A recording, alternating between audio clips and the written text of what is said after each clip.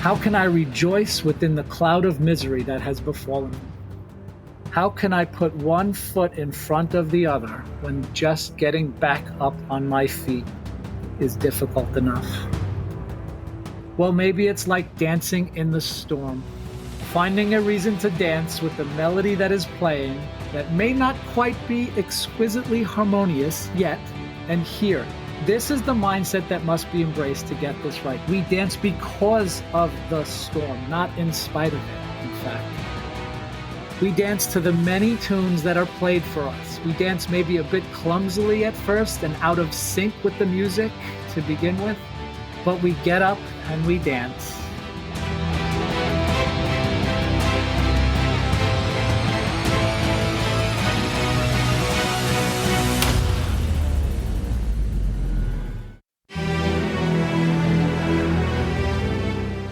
My name is Michael Shikatano, and this is Right Here, Right Now, a podcast to inspire the learner inside each of us.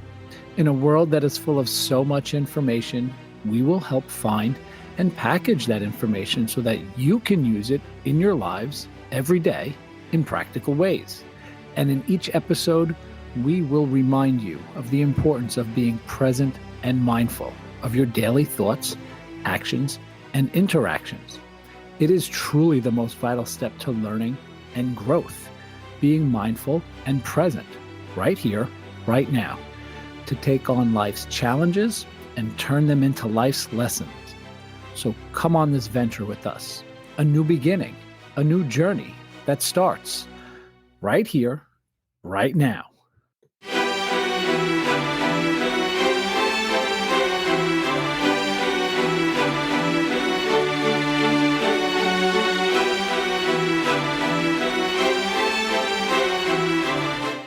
Welcome back, people. I am Michael Shikatano, your host of Right Here, Right Now. And we bring you another mindfulness intention today, created for you with inspiration that I found during some recent difficult times in my life. And I mean some extremely difficult times. A meditation that will allow us all to learn and grow and become more adept at looking within ourselves to find a capacity to be better than we were before. Better than before the suffering, better than before the crisis. As we begin to enter some stillness and we begin to sit, to listen, right here, right now. We have all experienced pain and suffering, loss and strife, hardships and seemingly insurmountable setbacks in our life. Some of us have carried these burdens and hardships around for far too long. Some of us more so than others, more burdens for more years, perhaps even. Today, we're going to try to help each other out a bit and talk about, meditate on how we can heal from our suffering and pain and strife while we are living a joyful life. Yes, people, we can do this. We are capable of doing this.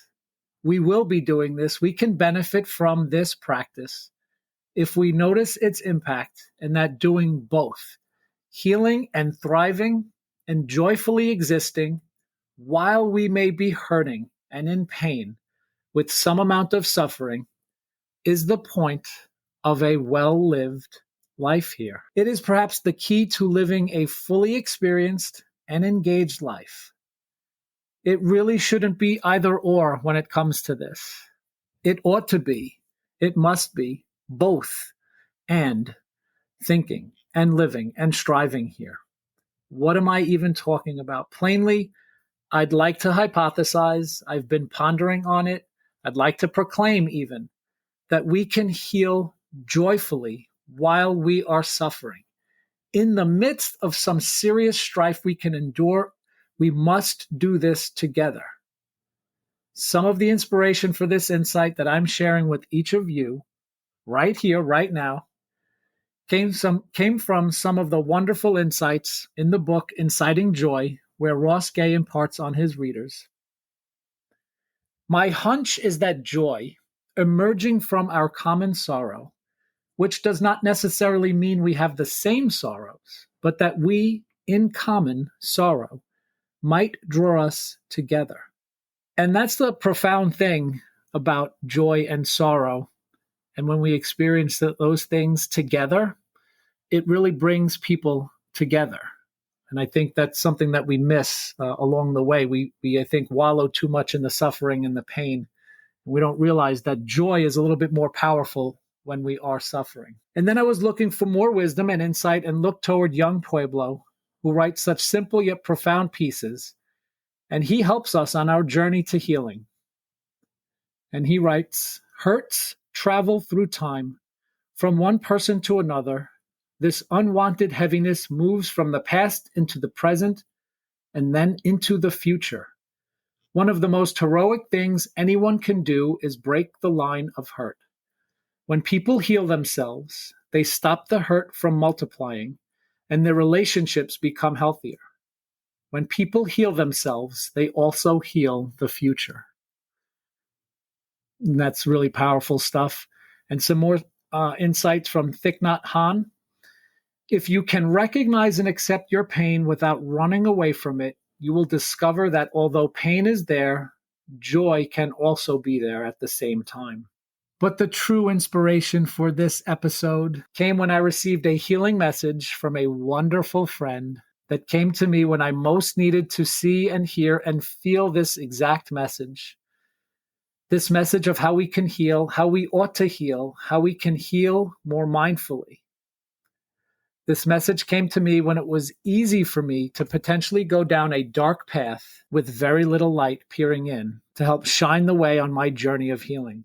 This is what elevated the inclination to think about healing a bit differently. And this is what turned the message into the inspiration to create and share this message of healing and hope right here, right now, with each of you. And this is a reminder, people, life is short. Reach out to help someone when they need it most. It can make an enormous impact on the trajectory of someone's life. And we always feel a little bit better when we're doing the helping, right? When we're the helpers, we feel a little bit better. And I'm going to read this message beautifully gifted to me. It is an anonymous writing that landed on me at the right time. You heal every time you have a good conversation with someone. You heal every time you laugh. You heal every time something makes you smile genuinely. You heal every time you have fun creating something, anything. You heal every time you get so absorbed in something fun that you forget your struggles for a while. There is, in fact, lots of healing and growth to be found inside your comfort zone. And this message reminds us that we can be in our comfort zone, that we can continue to find some comfort as we walk the healing path. As we walk along our healing path in pain and perhaps with a sorrow that seems unbearable. And perhaps the concept of dissonance is what makes this somewhat difficult for us to realize or even believe is possible. We ask ourselves, how can I rejoice within the cloud of misery that has befallen me? How can I put one foot in front of the other when just getting back up on my feet is difficult enough? Well, maybe it's like dancing in the storm. Finding a reason to dance with the melody that is playing that may not quite be exquisitely harmonious yet. And here, this is the mindset that must be embraced to get this right. We dance because of the storm, not in spite of it, in fact. We dance to the many tunes that are played for us. We dance maybe a bit clumsily at first and out of sync with the music to begin with, but we get up and we dance. So we do not miss out on these numbers waiting for them to play our song. So as we settle into this very moment, right here, right now, let us arrive in the here and now, slowing ourselves down with some grounding deep breaths at your own effortless pace here. Deep breath in, a slow, soft, smooth, deep breath out. Embracing this stillness, captivated by the possibility that this moment holds for each of us to heal and to rejoice, perhaps while we are suffering. And now I bring you, Healing as We Go, a mindfulness intention that I created for each of you. Healing as we go, healing every time, healing on our way.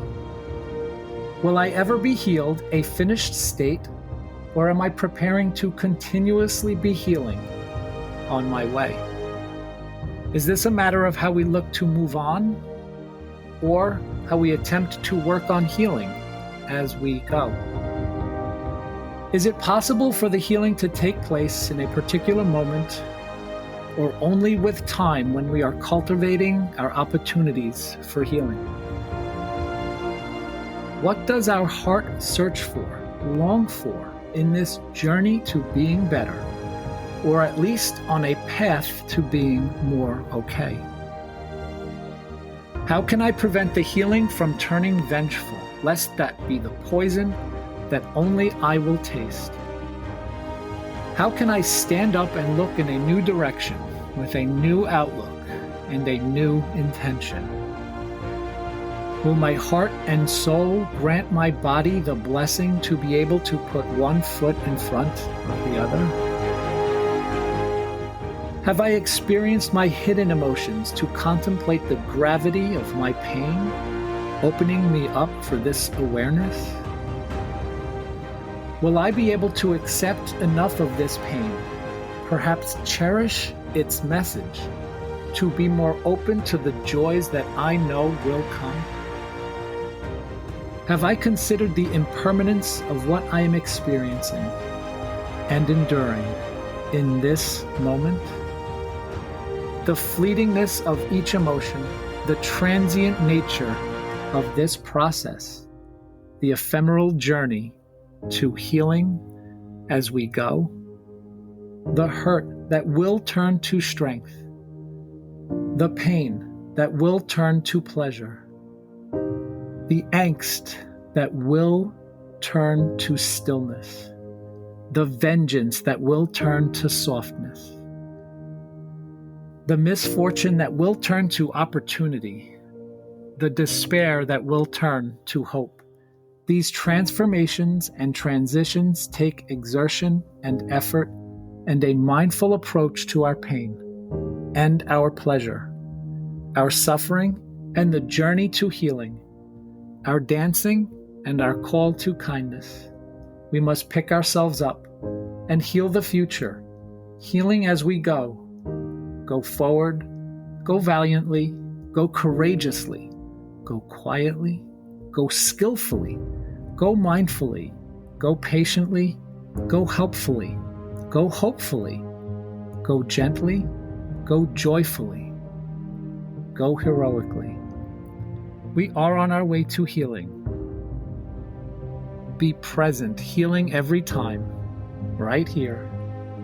Be mindful, healing as we go, right now. Thank you all for joining us. I hope you share this with someone you care about. I'm glad I shared it with each of you. We'll see you next time, right here, right now.